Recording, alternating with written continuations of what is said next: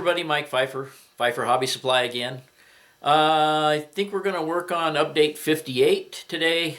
I'll just show you a little bit of what I got done here. Not a whole lot, but it's work.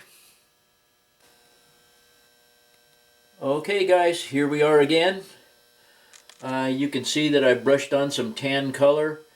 You can also see that I've ballasted up to about that point right there.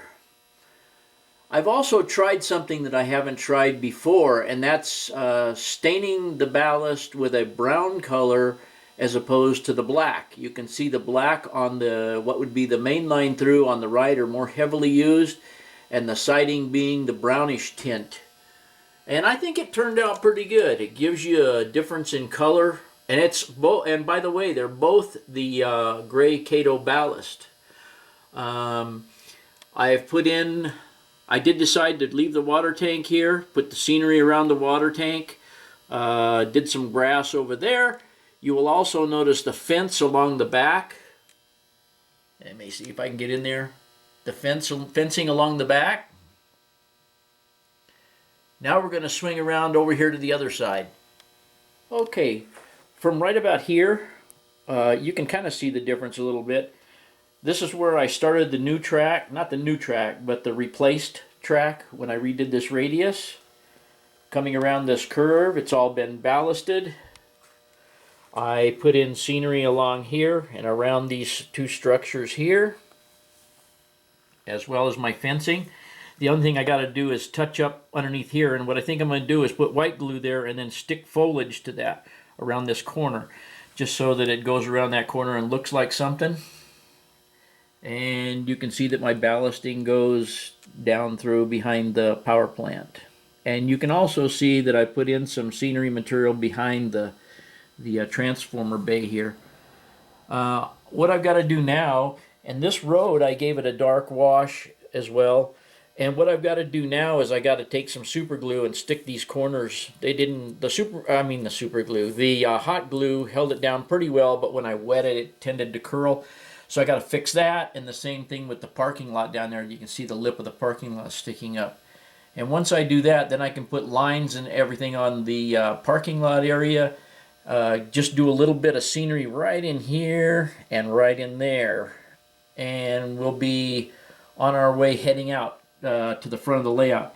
You also notice that I have not ballasted this track. I've got to get the ballast on that track, working my way out. And once I get that track ballasted and matched to this one, that little piece of scenery and that scenery, all of this end area here will be back to normal, pretty much. I haven't tried to run a train through here since I ballasted this. I did clean the track, but I just haven't run a train through it yet. But anyway, once we get that done, everything will be back to normal.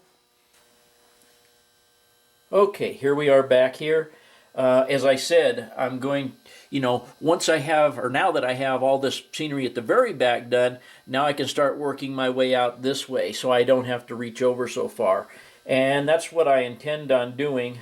I don't know what's going to go in this area right here, so I'll probably just put some kind of ground cover in it, this particular area. I do have a building in mind for back there. I'm going to try and get that in place and see how that works out. And then, of course, the fuel tank, once I get it painted the right color, is going to go right there where you had seen it before. I don't know. We don't really need a tower for an engine facility, but I thought this might make a good building for here where the fuel area is going to be. And act like it was a remnant of an earlier yard that may have been here and then converted into an engine facility. I'm not sure, but I like the building, so I may figure out some way to utilize it in here. And for now, guys, I guess that's about it. Oh, let me just also show you something else real quick. Okay, guys, I wound up having to put in an extra DS64. I had 2 more turnouts than I thought I had. Up there than I counted, but you can see that I did get all the wiring straightened up.